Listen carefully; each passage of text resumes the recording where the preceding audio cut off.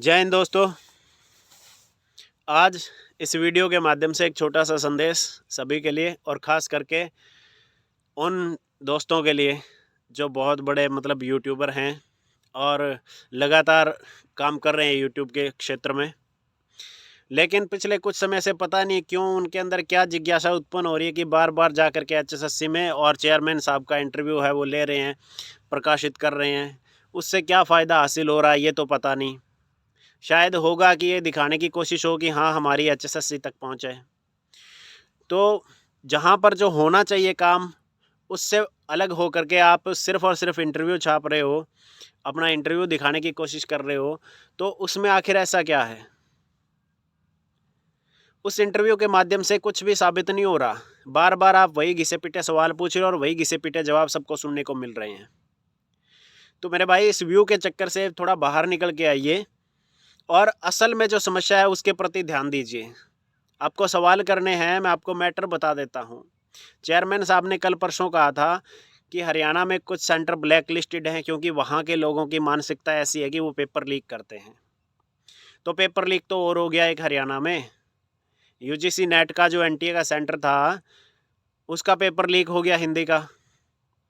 तो क्या अब वो सेंटर भी ब्लैक लिस्ट होंगे? हालांकि मैं ये नहीं कहता कि HSSC के दायरे में नहीं आता, सेंट्रल गवर्नमेंट का जो है एजेंसी उसके दायरे में आता है, लेकिन है तो स्टेट का इशू ना, कि अगर आपके स्टेट में हो रहा है पेपर लीक तो आपने कहा था सेंटर ब्लैक लिस्ट करेंगे, तो करवाइए ब्लैक लिस्ट इनको। और कब तक ब्लैक लिस्ट करते जाएंगे रैदर देन कि आप कुछ सॉल्यूशन निकालें?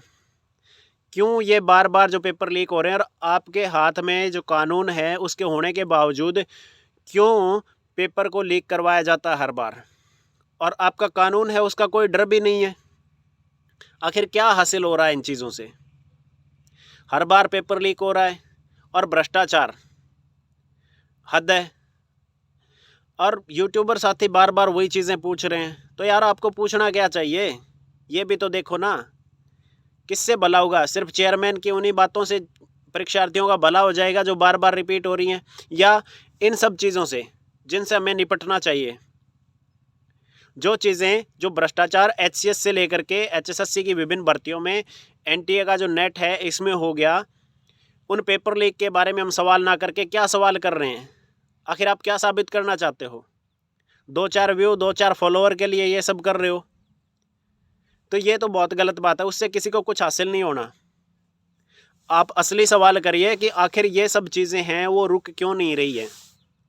वो पेपर लीक गिरोह है उसके प्रति क्या कार्रवाई की जा रही है?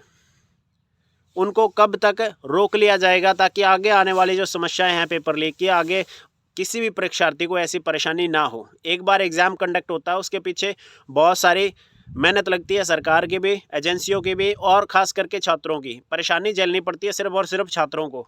इतनी तैयारी के बाद में जब पता लगता है कि पेपर लीक था तो सारी जो है मानसिकता है वो नेगेटिव हो जाती है उनकी। तो मेरे भाई इन फालतू के इंटरव्यू को छोड़ करके आप असली सवाल इन पर पूछिए कि कहाँ तक प्रोग्रेस पहुंची, क्या उनको जो है सज़ा मिलेगी, क्या मिली है, और क्या इसका सॉल्यूशन है कि आगे पेपर लीक ना हो।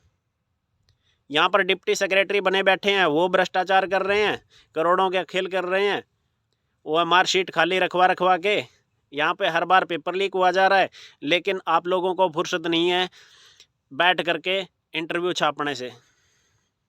तो इनसे कुछ हासिल नहीं होगा। आप असली सवाल करिए ताकि कल को किसी को समस्या ना आए। उम्मीद है आप इन बातों पर गौर करोगे।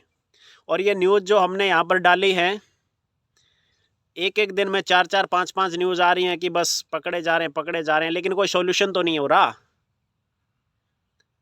कुछ लीक का सॉल्यूशन होना चाहिए और इस बारे में आप बात करो तो बेहतर रहेगा।